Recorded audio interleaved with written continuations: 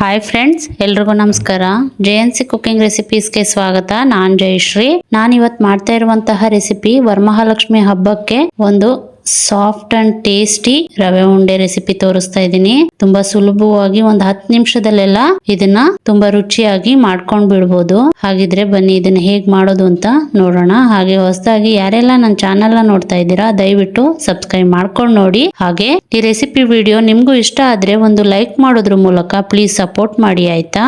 ಮೊದಲು ನಾನಿಲ್ಲಿ ಸ್ಟವ್ ಮೇಲೆ ಒಂದು ಕಡಾಯಿ ಇಟ್ಕೊಂಡಿದ್ದೀನಿ. ಕಡಾಯಿ ಬಿಸಿ ಆದ್ಮೇಲೆ ಒಂದು 1/4 ಕಪ್ ನಷ್ಟು ತುಪ್ಪ ಹಾಕೊಳ್ತಾ ಇದ್ದೀನಿ. ಇದೇ ತುಪ್ಪದಲ್ಲಿ ಡ್ರೈ ಫ್ರೂಟ್ಸ್, ರವೆ ಮತ್ತೆ ಕೊಬ್ಬರಿ ಇದಿಷ್ಟನ್ನು ಹುರ್ಕೊಳ್ಳೋದ್ರಿಂದ ಮೊದ್ಲೇನೆ ಒಂದು 1/4 ಕಪ್ ನಷ್ಟು ಹಾಕೊಳ್ತಾ ಇದ್ದೀನಿ. ತುಪ್ಪ ಬಿಸಿ ಆದ್ಮೇಲೆ ಸ್ವಲ್ಪ ಗೋಡಂಬಿ, ಸ್ವಲ್ಪ ದ್ರಾಕ್ಷಿ ಹಾಕೊಳ್ತಾ ಇದ್ದೀನಿ. ಗೋಡಂಬಿ ಸ್ವಲ್ಪ ಲೈಟ್ ಆಗಿ ಕಲರ್ ಚೇಂಜ್ ಆಗೋವರೆಗೂ ಇದನ್ನ ಫ್ರೈ ಮಾಡ್ಕೊಳ್ಬೇಕು. 1-2 ರಿಂದ 3 ನಿಮಿಷ ಲೋ ಫ್ಲೇಮ್ ನಲ್ಲಿ ಇಟ್ಕೊಂಡು ಫ್ರೈ ಮಾಡ್ಕೊಳ್ಳಿ, ಆಯ್ತಾ? ನೋಡಿ, ಈ ರೀತಿ ಗೋಡಂಬಿ ಮತ್ತೆ ದ್ರಾಕ್ಷಿನ ಫ್ರೈ ಮಾಡ್ಕೊಂಡಿದ ನಂತರ ಇದಕ್ಕೆ ಮೀಡಿಯಂ ರವೆ ಉಪ್ಪಿಟ್ಟು ಮಾಡ್ಕೊಳ್ತೀವಲ್ಲ ಆ ರವೆ ಸೇರಿಸ್ಕೊಳ್ತಾ ಇದ್ದೀನಿ. ಸುಮಾರು 2 ಕಪ್. ಈ ಅಳತೆ ಕಪ್ ಅಲ್ಲಿ 2 ಕಪ್ ರವೆ ಸೇರಿಸ್ಕೊಂಡು ರವೆನ 3 ರಿಂದ 4 ನಿಮಿಷ ಲೋ ಫ್ಲೇಮ್ ನಲ್ಲಿ ಇಟ್ಕೊಂಡು ನಿಧಾನವಾಗಿ ಹುರ್ಕೊಳ್ಬೇಕು. ತುಂಬಾ ಹುರ್ಕೊಳ್ಳೋದು ಬೇಡ, ಕಲರ್ ಚೇಂಜ್ ಆಗೋವರೆಗೂ ಆತರ ಏನ್ ಹುರ್ಕೊಳ್ಳೋದು ಬೇಡ. 1-2 ರಿಂದ 3 ನಿಮಿಷ ಲೋ ಫ್ಲೇಮ್ ನಲ್ಲಿ ಇದನ್ನ ಹುರ್ಕೊಳ್ಬೇಕು. ನೋಡಿ, ರವೆನ ಈ ರೀತಿ ನಿಧಾನವಾಗಿ ಹುರ್ಕೊಳ್ಳೋದ್ರಿಂದ ರವೆ ಉಂಡೆ ತುಂಬಾನೇ ಚೆನ್ನಾಗಿರುತ್ತೆ, ತಿನ್ನೋಕು ತುಂಬಾ ಚೆನ್ನಾಗಿರುತ್ತೆ. ಅದರಿಂದ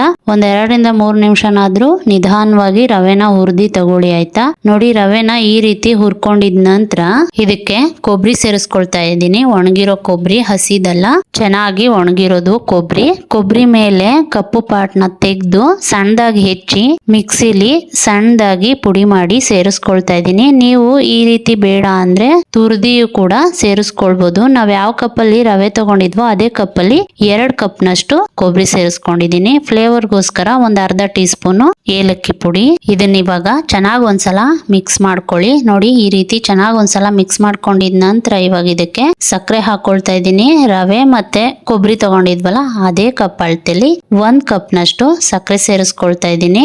ನಾನ್ ಹೇಳಿರೋ ಮೆಜರ್ಮೆಂಟ್ಗೆ ಈ 1 ಕಪ್ ಸಕ್ಕರೆ ಸಾಕು. ನಿಮ್ಗೆ ಇನ್ ಸ್ವಲ್ಪ ಸ್ವೀಟ್ ಬೇಕು ಅಂದ್ರೆ ಸಕ್ಕರೆ ಸೇರಿಸ್ಕೊಳ್ಳಿ. ನೋಡಿ, ಸಕ್ಕರೆ ಸೇರಿಸ್ಕೊಂಡು ಒಂದ್ಸಲ ಚೆನ್ನಾಗಿ ಮಿಕ್ಸ್ ಮಾಡ್ಕೊಂಡು ನಂತರ ಇದಕ್ಕೆ ಹಾಲು ಹಾಕೊಳ್ತಾ ಇದ್ದೀನಿ. ಫ್ಲೇಮ್ ಆಫ್ ಮಾಡಿ ಹಾಲು ಹಾಕೊಳ್ಳಿ. ನೋಡಿ, ಯಾವ ಕಪ್ ಅಲ್ಲಿ ಸಕ್ಕರೆ, ರವೆ ಮತ್ತೆ ಕೊಬ್ಬರಿ ತಗೊಂಡಿದ್ವು ಅದೇ ಕಪ್ ಅಳತೆಲಿ 1 ಕಪ್ ನಷ್ಟು ಹಾಲು ಹಾಕೊಳ್ತಾ ಇದ್ದೀನಿ. ಕಾಯಿಸಿ ಆರಿಸಿರೋದು 1 ಕಪ್ ಸಾಕಾಗುತ್ತೆ. ಹಾಲು ಹಾಕೊಂಡು ಚೆನ್ನಾಗಿ ಒಂದ್ಸಲ ಮಿಕ್ಸ್ ಮಾಡ್ಕೊಳ್ಳಿ. ಹಾಲು ಹಾಕೊಳ್ಳುವಾಗ ಸ್ಟವ್ ನ ಆಫ್ ಮಾಡ್ಬಿಟ್ಟು ಹಾಲು ಹಾಕೊಳ್ಳಿ, ಇಲ್ಲ ಅಂದ್ರೆ ರವೆ ಎಲ್ಲ ಹಳ್ಕೊಳ್ಬಿಡುತ್ತೆ. ಅದರಿಂದ ಸ್ಟವ್ ನ ಆಫ್ ಮಾಡಿ ಹಾಲು ಹಾಕೊಂಡು ಚೆನ್ನಾಗಿ ಒಂದ್ಸಲ ಮಿಕ್ಸ್ ಮಾಡ್ಕೊಂಡು ಇವಾಗ ಇದನ್ನ ಕೆಳಗಡೆ ಇಳಿಸ್ಕೊಳ್ತಾ ಇದ್ದೀನಿ. ನೋಡಿ, ನಿಮ್ಗೆ ಯಾವ ಶೇಪ್ ಅಲ್ಲಿ ಬೇಕೋ ಆ ಶೇಪ್ ಅಲ್ಲಿ ರವೆ ಉಂಡೆನ ಈ ರೀತಿ ಉಂಡೆ ಮಾಡ್ಕೊಂಡು ರೆಡಿ ಮಾಡ್ಕೊಂಡ್ ಬಿಟ್ರೆ ರುಚಿಯಾದ ಸಾಫ್ಟ್ ಆದ ವರಮಹಾಲಕ್ಷ್ಮಿ ಹಬ್ಬಕ್ಕೆ ರವೆ ಉಂಡೆ ರೆಡಿ ಆಗ್ಬಿಡುತ್ತೆ. ಖಂಡಿತ ನಾನ್ ಹೇಳಿರೋ ವಿಧಾನದಲ್ಲಿ, ನಾನ್ ತೋರಿಸಿರೋ ಮೆಜರ್ಮೆಂಟ್ ಅಲ್ಲಿ ನೀವು ಮಾಡ್ಕೊಳ್ಳಿ. ಪರ್ಫೆಕ್ಟ್ ಆಗಿ ಸಾಫ್ಟ್ ಆಗಿ ಈ ರವೆ ಉಂಡೆನ ಮಾಡ್ಕೊಂಡ್ ಬಿಡ್ಬೋದು. ಈ ರವೆ ಉಂಡೆನ 1 ತಿಂಗಳು ಇಟ್ರು ಗಟ್ಟಿ ಆಗಲ್ಲ, ತುಂಬಾ ಸಾಫ್ಟ್ ಆಗೇ ಇರುತ್ತೆ. ಖಂಡಿತ ಈ ರೀತಿ ನೀವು ಟ್ರೈ ಮಾಡಿ ಹೇಗ್ ಬಂತು ಅಂತ ಕಮೆಂಟ್ ಮಾಡಿ ತಿಳಿಸಿ, ಆಯ್ತಾ? ನೋಡಿದ್ರಲ್ಲ ಫ್ರೆಂಡ್ಸ್, ನಾನ್ ಮಾಡಿರೋ ಈ ಸಾಫ್ಟ್ ಅಂಡ್ ಟೇಸ್ಟಿ ರವೆ ಉಂಡೆ ರೆಸಿಪಿ ನಿಮ್ಗೂ ಇಷ್ಟ ಆಯ್ತು ಅನ್ಕೊಳ್ತೀನಿ. ಇಷ್ಟ ಆದ್ರೆ ಲೈಕು, ಶೇರು, ಕಮೆಂಟ್ ಮಾಡಿ. ಹಾಗೆ ಈ ವಿಡಿಯೋನ ನಿಮ್ ಫ್ಯಾಮಿಲಿ ಅಂಡ್ ಫ್ರೆಂಡ್ಸ್ಗೆ ಶೇರ್ ಮಾಡಿ. ಮತ್ತಷ್ಟು easy and healthy and tasty ರೆಸಿಪೀಸ್ಗಾಗಿ JNC ಕುಕಿಂಗ್ ರೆಸಿಪೀಸ್ ಚಾನೆಲ್ ನ ಸಬ್ಸ್ಕ್ರೈಬ್ ಮಾಡ್ಕೊಂಡು ನೋಡಿ. ಹಾಗೆ ಎಲ್ರಿಗೂ 80ನೇ ಸ್ವಾತಂತ್ರ್ಯ ದಿನಾಚರಣೆಯ ಹಾರ್ದಿಕ ಶುಭಾಶಯಗಳು. Happy independence day to all. ಮತ್ತೊಂದು ರೆಸಿಪಿ ವಿಡಿಯೋ ಜೊತೆ ಸಿಗೋಣ. ಟೇಕ್ ಕೇರ್, ಬಾಯ್.